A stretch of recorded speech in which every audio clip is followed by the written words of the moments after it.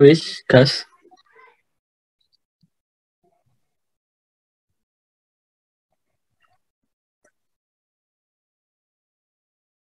Sehat Ya, baik. lumayan. Sehat, baik. Maaf.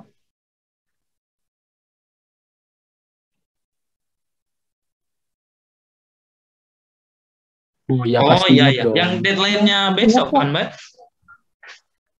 Ya. Oke, Nah,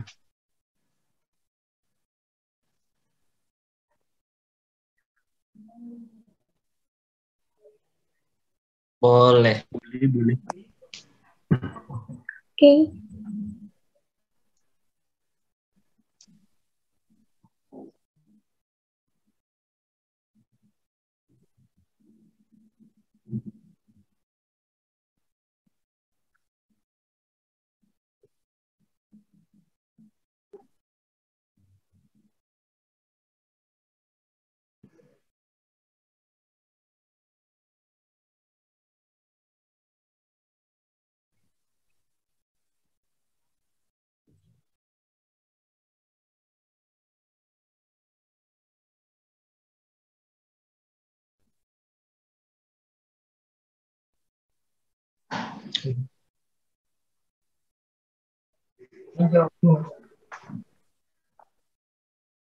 Nah, iya ya, mungkin saya sih.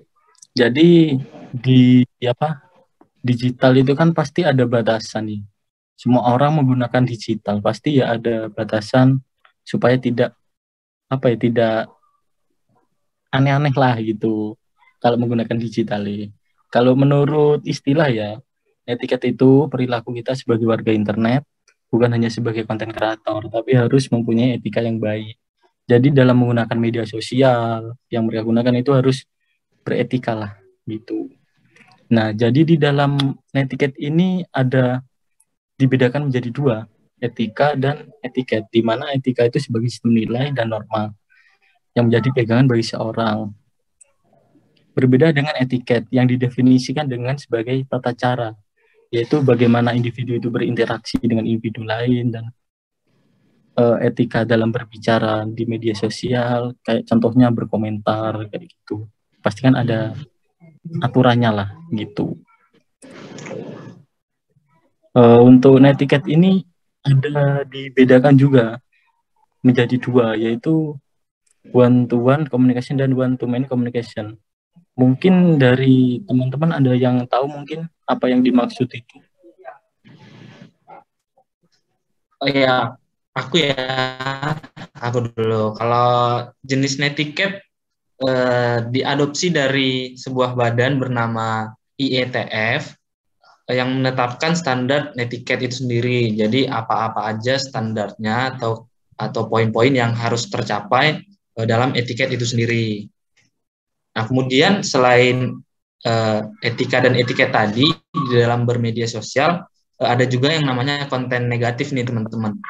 Di mana konten negatif atau konten ilegal di dalam undang-undang itu yaitu Undang-Undang Nomor 11 Tahun 2008 yang membahas tentang informasi dan transaksi elektronik yang telah diubah melalui Undang-Undang Nomor 19 Tahun 2016 yaitu Undang-Undang ITE, di mana dijelaskan sebagai informasi atau dokumen elektronik yang memiliki muatan yang melanggar kesusilaan, contohnya perjudian, penghinaan, seperti yang dikatakan Ilham tadi, berkomentar, menghujat, atau pencemaran nama baik, penyebaran berita bohong, dan menyesatkan, sehingga mengakibatkan kerugian pengguna.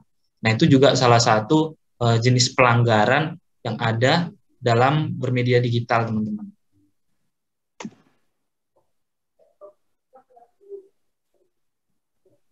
Oke, mau Mungkin nambahin sama teman-teman.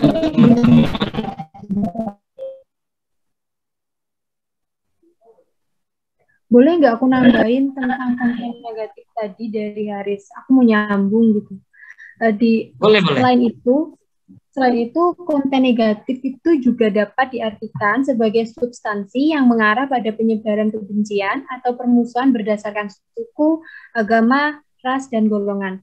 Ada juga beberapa golongan konten atau hal negatif yang terdapat di konten negatif sendiri, yaitu yang pertama, ada yang namanya hoax atau hoax.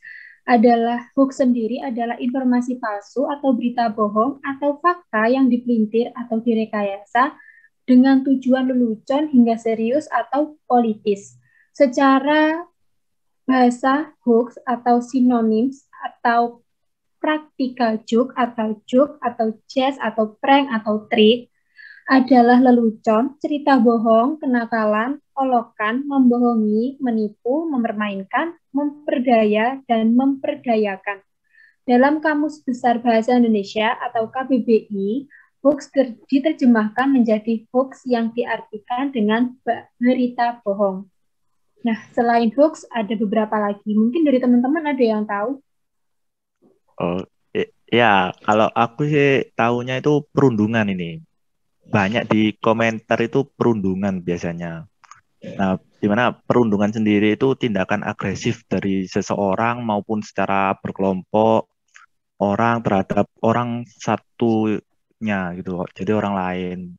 Nah, perundungan ini bisa dilakukan di digital maupun secara langsung ya. Contohnya kita kayak membuli teman itu tuh sebenarnya nggak boleh di secara langsung maupun digital, teman-teman. Dan yang contoh terakhir itu ujaran kebencian.